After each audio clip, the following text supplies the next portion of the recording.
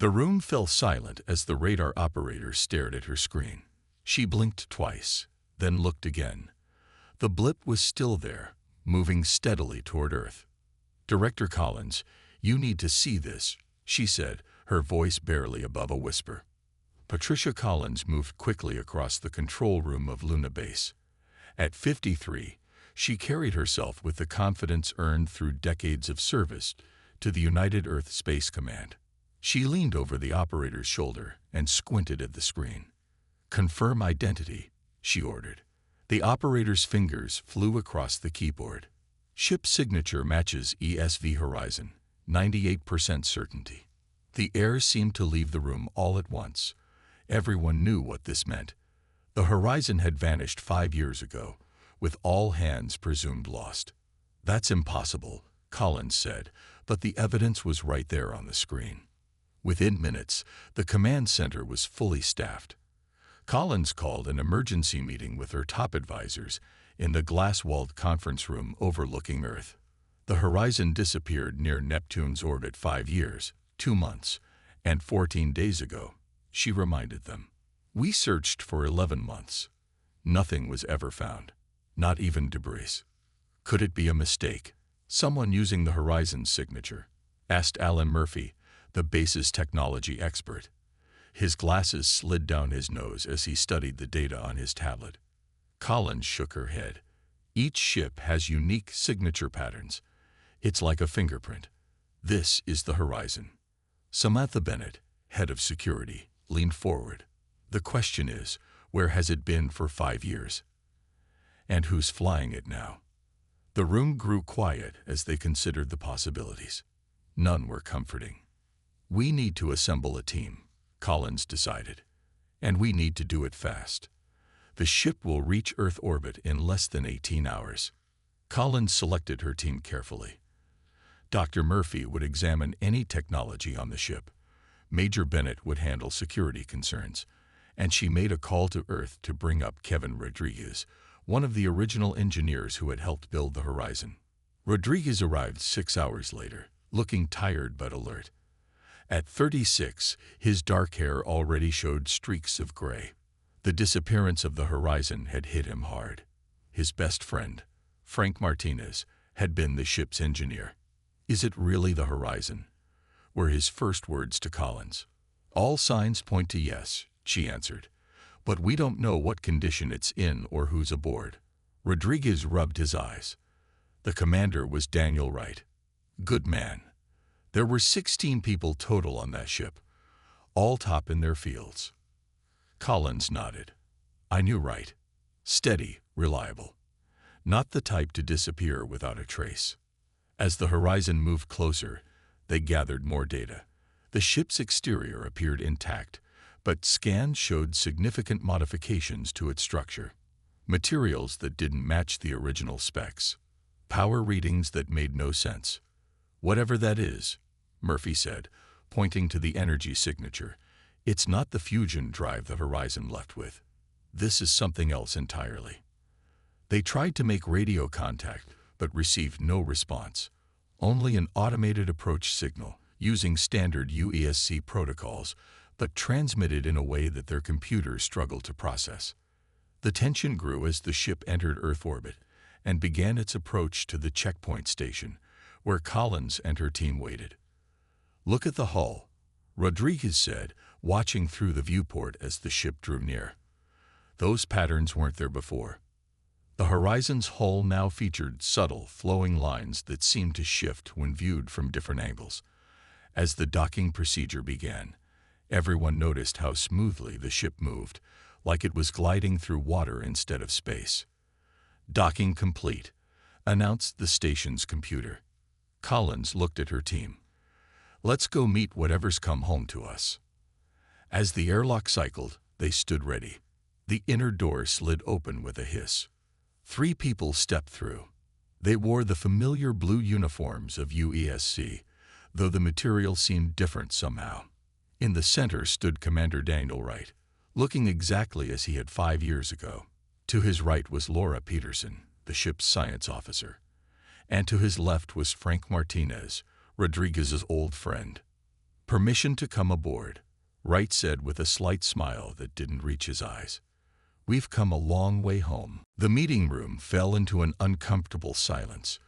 Commander Wright and his two crew members sat on one side of the table, while Director Collins and her team sat on the other.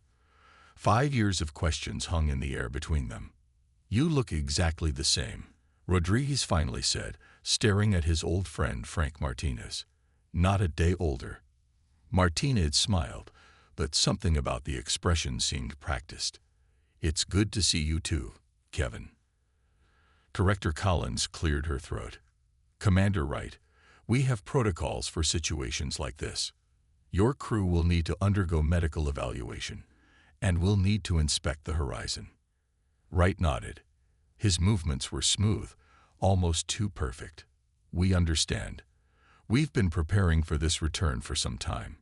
5 years is a long time to be missing," Major Bennett said. Her eyes narrowed slightly. "Where exactly have you been?"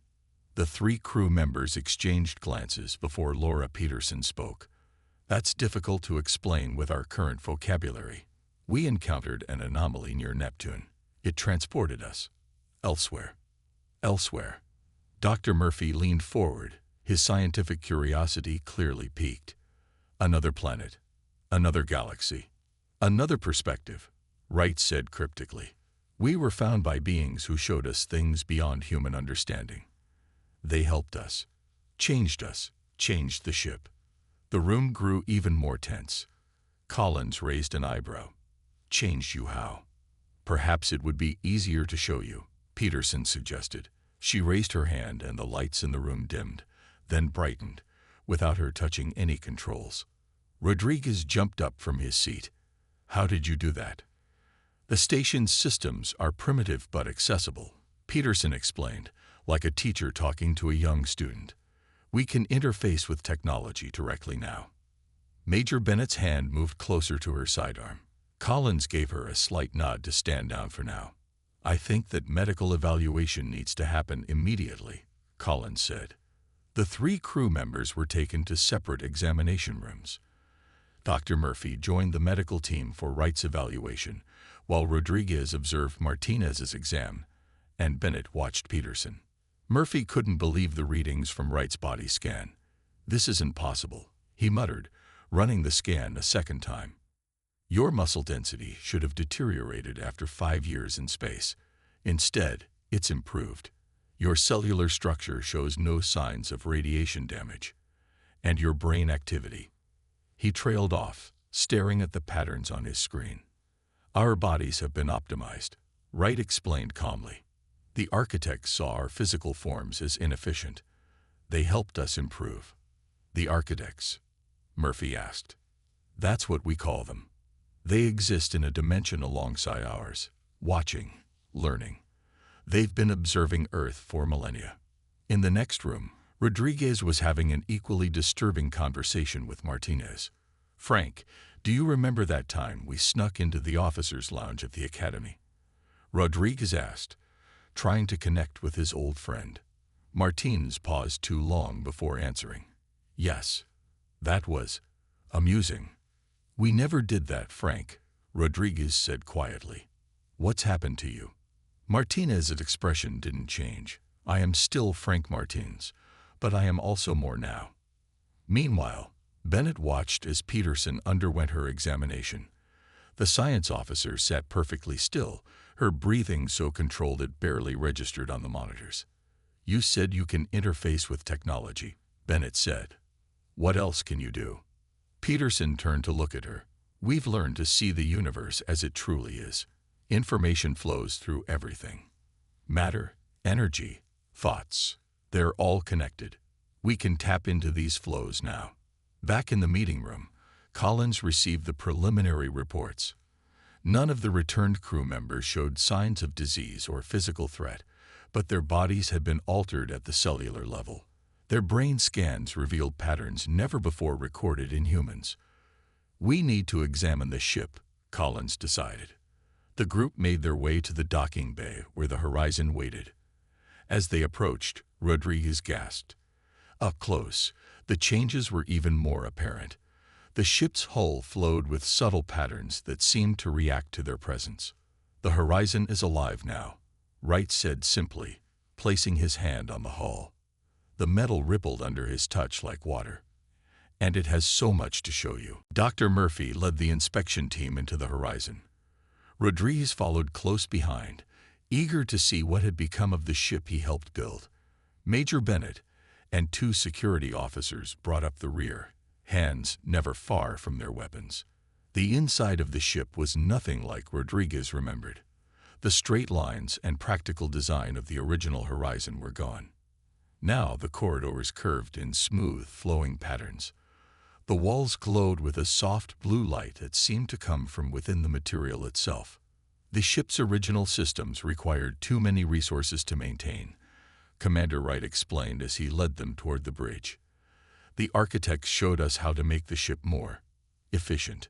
"Efficient isn't the word I'd use," Murphy said, running his hand scanner over a wall panel. "This material isn't in our database. It's not metal anymore, not exactly. It's a blend of organic and inorganic compounds," Science Officer Peterson said.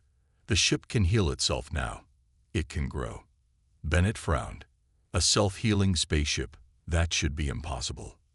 "Many things we thought impossible are simply problems of perspective," Martins replied. His voice had the same rhythmless quality that all 3 returned crew members shared, as if they were translating their thoughts into English from some other language. They reached the bridge, and Rodriguez stopped in shock. Gone were the captain's chair, the navigation console, and the various workstations. Instead, the room was dominated by a pool of what looked like liquid mercury in the center, surrounded by curved platforms. "What happened to the control systems?" Rodriguez asked. Wright walked to the edge of the silver pool. "This is the control system now. We interface directly with the ship's consciousness." "Consciousness," Murphy repeated, his scientific curiosity clearly battling with growing alarm. "Are you saying the ship is sentient?" "In a way you wouldn't understand yet," Peterson said. She placed her hand in the silver liquid, which moved up her arm like it was embracing her. The walls pulsed brighter. "It knows us. And through us, it's learning about you." Bennett stepped forward. "That's enough. I think we should leave until we have proper containment protocols in place." Wright smiled that empty smile again. "There's no need for concern, Major. If we meant harm, there would be nothing you could do to stop us." The statement hung in the air, neither a threat nor a reassurance. Back at the station, Director Collins reviewed the footage from the ship inspection. She paused the video on a frame showing Wright speaking to the ship's new control system, his lips moving in patterns that didn't match any Earth language. "What are they saying to each other?" She asked no one in particular. Her communication officer interrupted with an urgent message. "Director, we're picking up unusual transmissions from the horizon. They started about 20 minutes ago." "What kind of transmissions?" Collins asked. "We can't tell. The signal pattern doesn't match anything in our database, and it's being broadcast on frequencies we don't typically use." Collins felt a chill run down her spine. "Where are they being sent?" The officer hesitated. "That's the strange part. The signals are aimed outside our solar system." In the station's mess hall, Rodriguez sat across from Martinez, trying to reconnect with his old friend. "Remember when we talked about exploring deep space together?" Rodriguez asked. "You always said you wanted to be the first human to set foot on a planet in another star system." Martinez stared at Rodriguez for several seconds too long before answering. "Those were childish dreams. We've seen much more now." "What happened to the rest of the crew?" Rodriguez finally asked the question that had been bothering him since they arrived. "The horizon left with 16 people. Only 3 of you came back." For the first time, a genuine emotion flickered across Martinez's face. Was it sadness? Pain? It was gone too quickly to tell. "They couldn't adapt," he said simply. In the medical lab, Dr. Murphy reviewed the brain scans of the returned crew. The neural activity was unlike anything he had ever seen, with patterns that shifted and reorganized constantly. It's like their brains are running multiple operating systems at once, he told Collins when she joined him. One human, one something else. Collins watched the patterns shift on the screen. Are they still human at all? Murphy didn't answer right away. I think the better question is, are they still themselves? Director Collins called an emergency meeting with Earth's top officials. The video screens around the conference room showed worried faces from every major nation. The technology on the horizon is beyond anything we currently possess, Collins explained. Dr. Murphy estimates it's at least 200 years ahead of our current capabilities. The United States president leaned forward. Are we dealing with aliens? Not exactly, Collins replied. The crew members are biologically human, but heavily modified.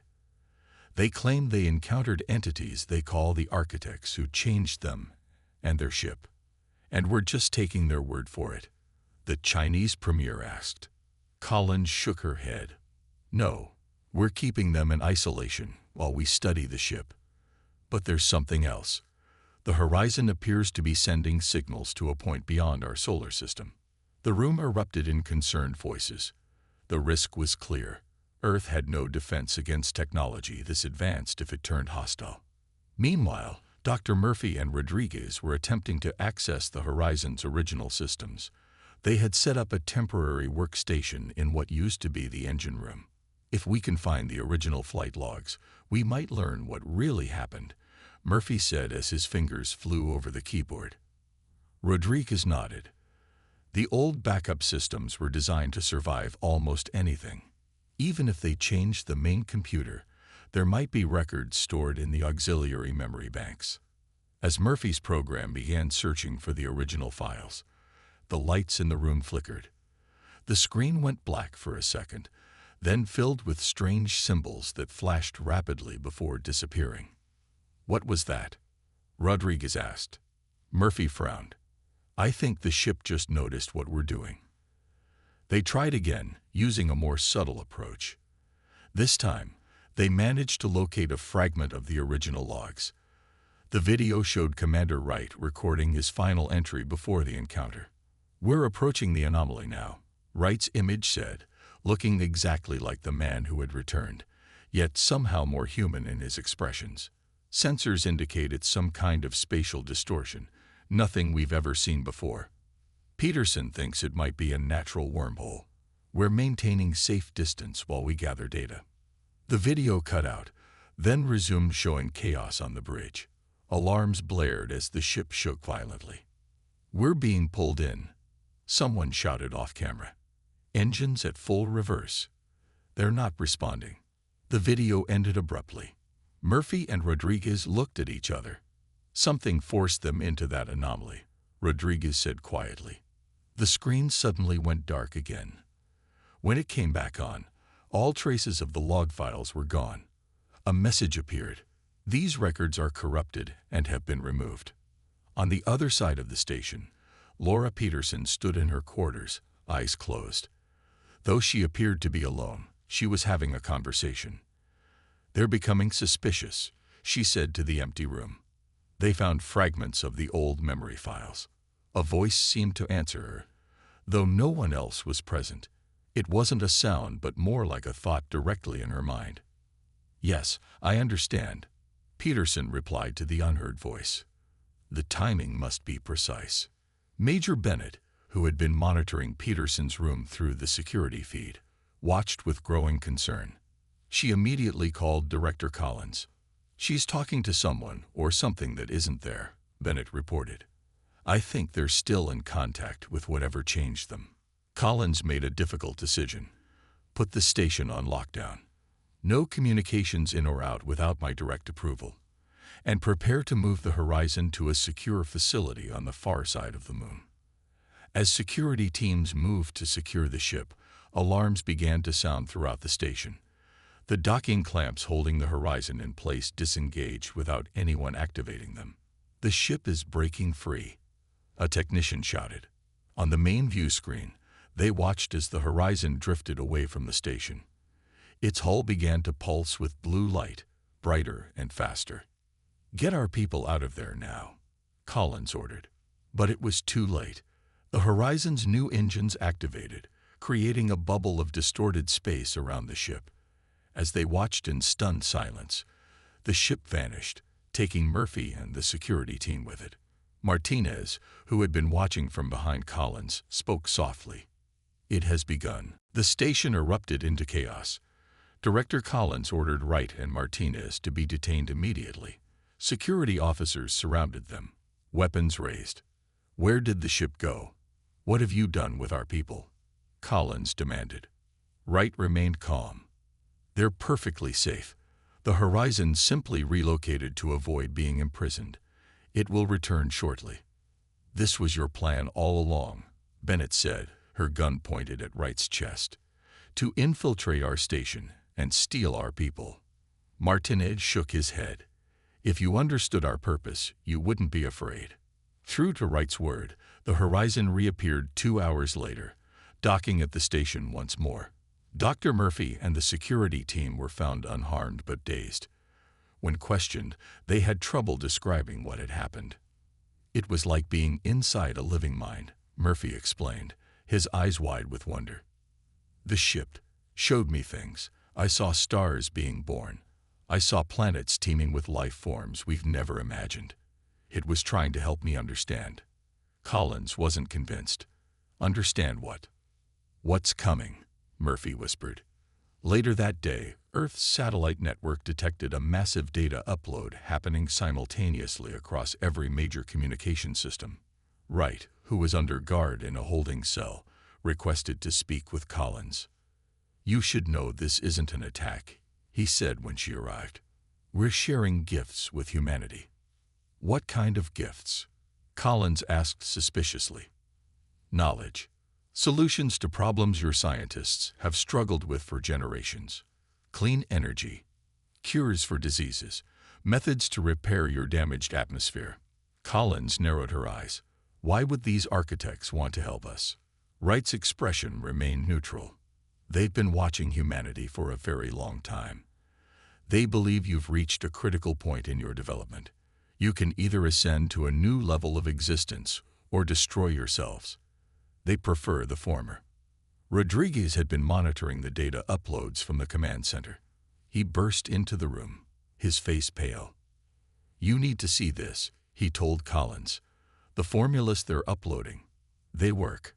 A lab in Switzerland just tested the energy production method. They're reporting clean power output at levels we've only dreamed about." "And the medical data," a voice came from Collins' tablet. It was the World Health Organization director.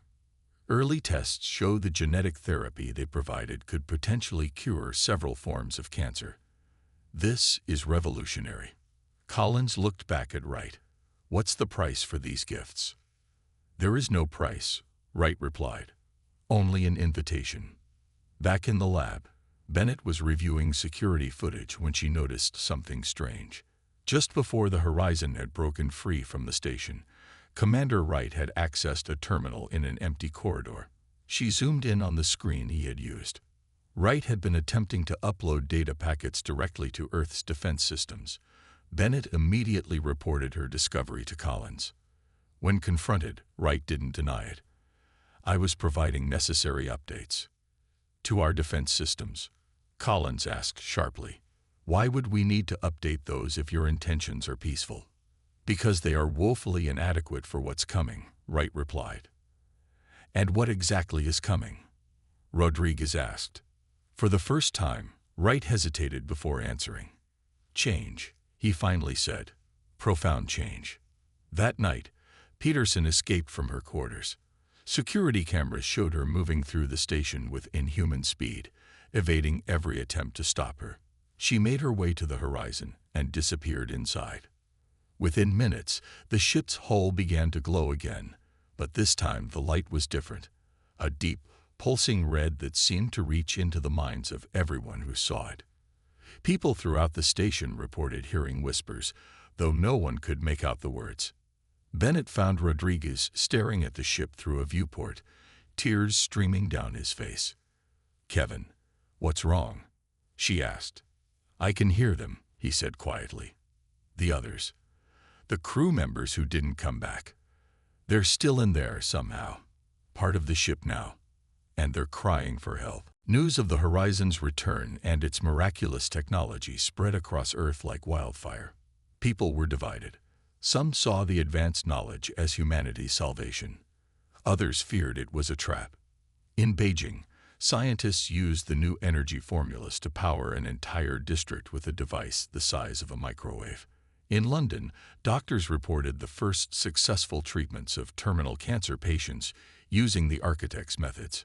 In Rio de Janeiro, a new atmospheric cleaning system began removing pollution at an impossible rate. But there were also reports of strange side effects.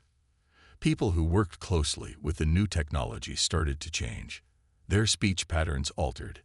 They became distant from friends and family. Some claimed to hear voices when alone.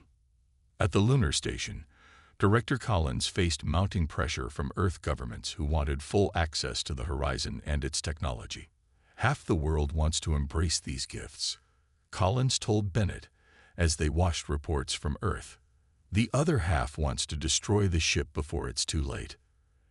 And what do you think? Bennett asked. Collins looked troubled. I think nothing this advanced comes without a cost. Rodriguez had been working nonstop to understand the Horizon's communications. He called Collins to his lab with an urgent discovery. I've isolated a hidden transmission pattern, he explained, pointing to his screen. Every time the ship interfaces with our systems, it embeds a subroutine that sends data back to a point beyond our solar system. What kind of data? Collins asked. I can't decrypt most of it, Rodriguez admitted, but parts seem to be detailed scans of our infrastructure, population centers, and defense capabilities. Collins' face hardened. They're mapping us, preparing for something.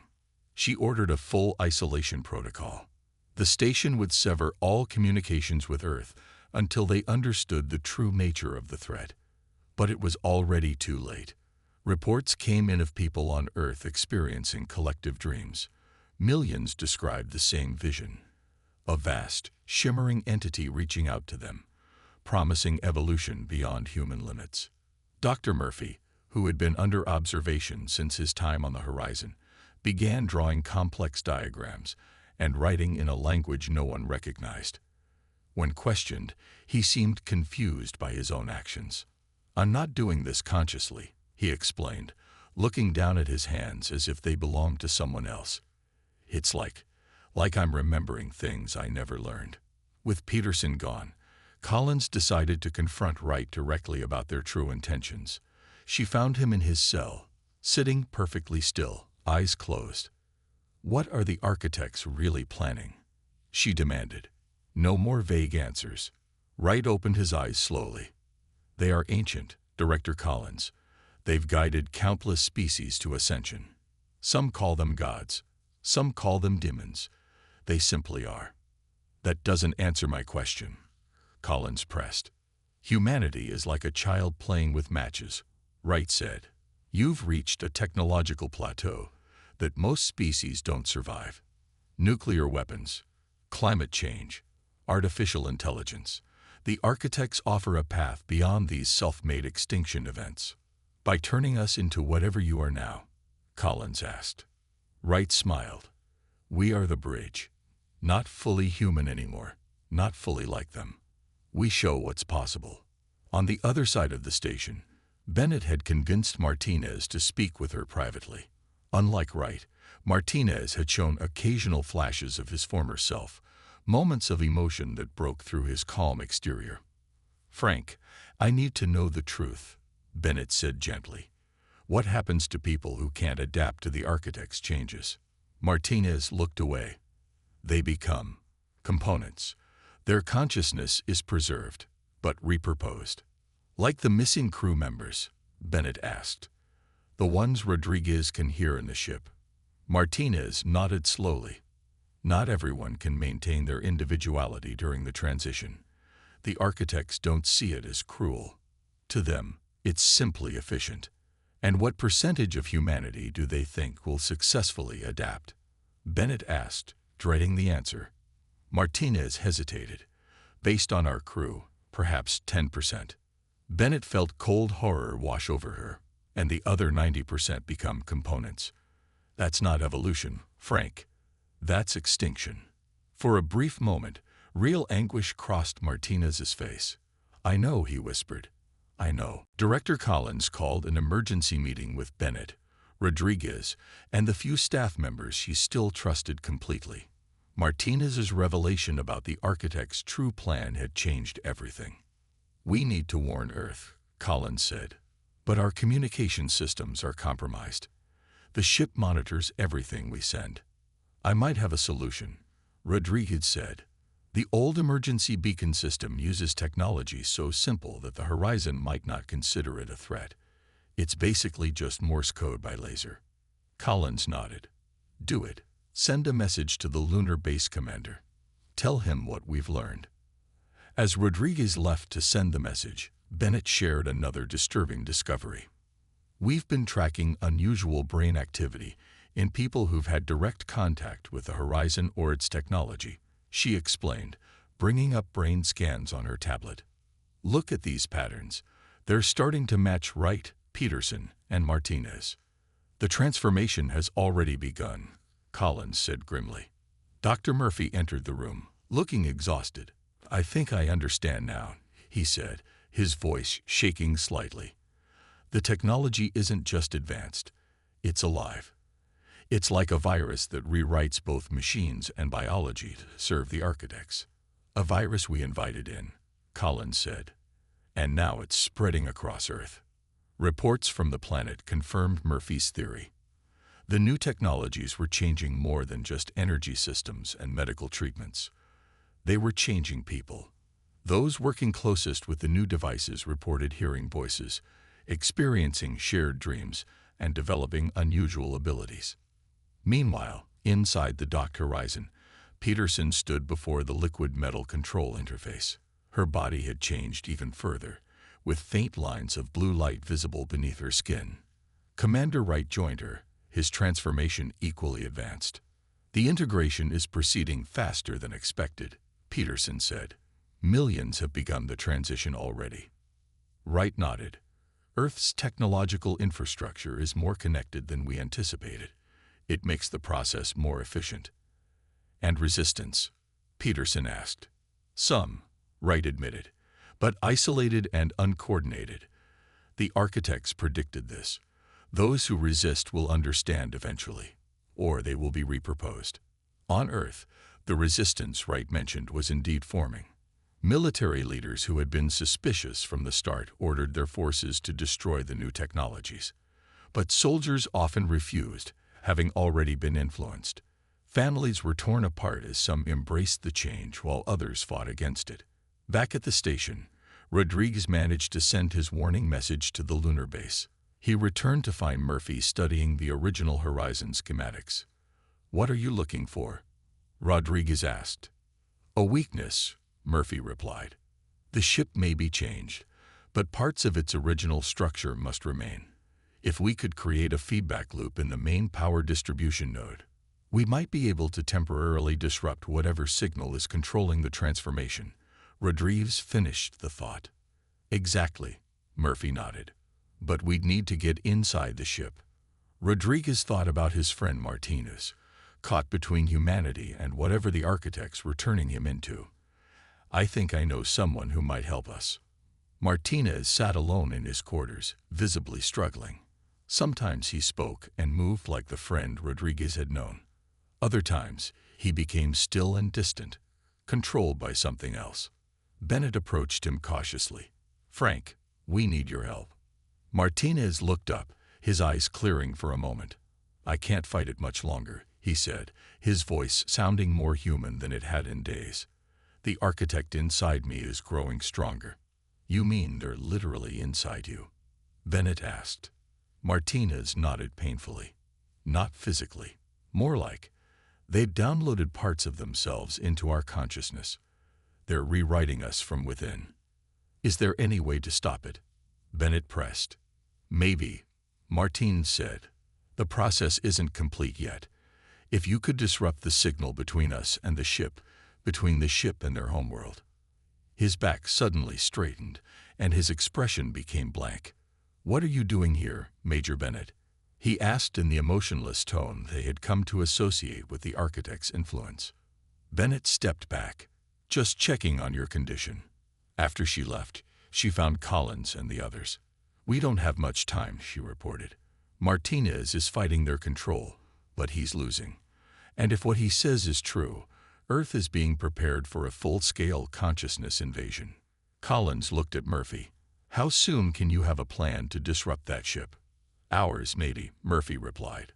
"The question is whether Earth will still be human by then." Murphy and Rodriguez worked frantically on their plan to disrupt the Horizon's connection to the architects.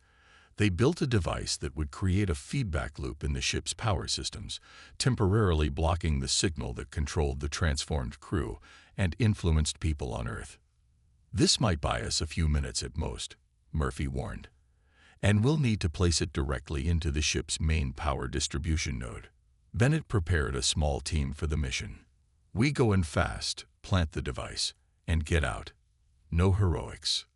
Meanwhile, Collins received an unexpected message from Earth. The lunar base had passed her warning to military leaders who had not yet been affected by the architect's influence. Forces around the world were gathering to destroy the new technology, but they faced resistance from those already changed. "It's turning into a civil war," Collins told her team. "Humanity fighting over whether to remain human." As they prepared for their mission, Rodriguez sought out Martinez one last time. He found his friend sitting perfectly still, blue light now visibly flowing beneath his skin. "Frank, I know you're still in there," Rodriguez said. "We're going to try to stop this. I need to know if there's anything else you can tell us that might help." For a long moment, Martinez didn't respond. Then, with visible effort, he focused on Rodriguez.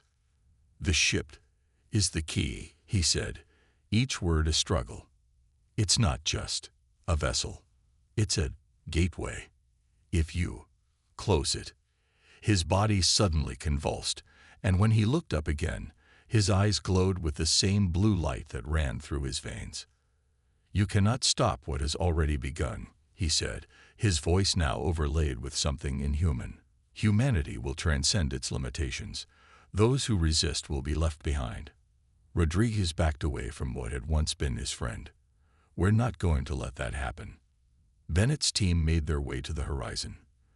The ship allowed them to enter, which made them all nervous. "They're not stopping us," one of the security officers whispered. "Why aren't they stopping us?" "Maybe they don't see us as a threat," Bennett replied. "Or maybe they want us inside." They reached the engine room, where the power distribution node was located. Murphy quickly began installing the device while the others stood guard. Just as he finished, Peterson appeared at the doorway. "Did you really think we wouldn't notice?" she asked. Her body barely looked human anymore, with light moving beneath her skin in complex patterns. "We've been watching you build your little device." Wright stepped up beside her, equally transformed. "We allowed it because we wanted you to understand. Your resistance is born of fear. Fear of change. Fear of becoming something greater than human." Murphy activated the device. The ship's lights flickered as the feedback loop engaged.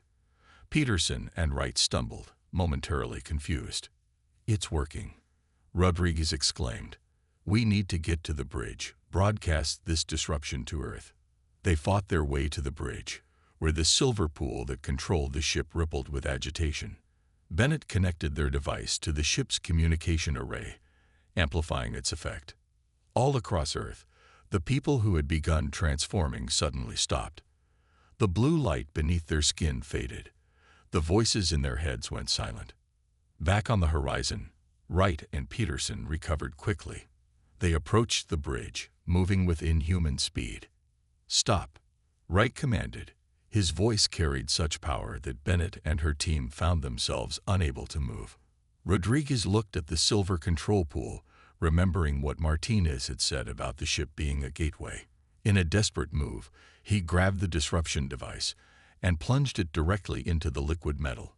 The effect was immediate and catastrophic. The ship shuddered violently. The walls pulsed with wild, disorganized light.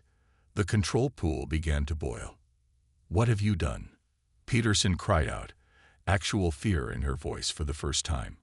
"Closed the gateway," Rodriguez answered. The ship's systems began to reset. Wright and Peterson collapsed to the floor, the blue light leaving their bodies. In that moment, they looked fully human again, and terrified. "They're coming," Wright gasped.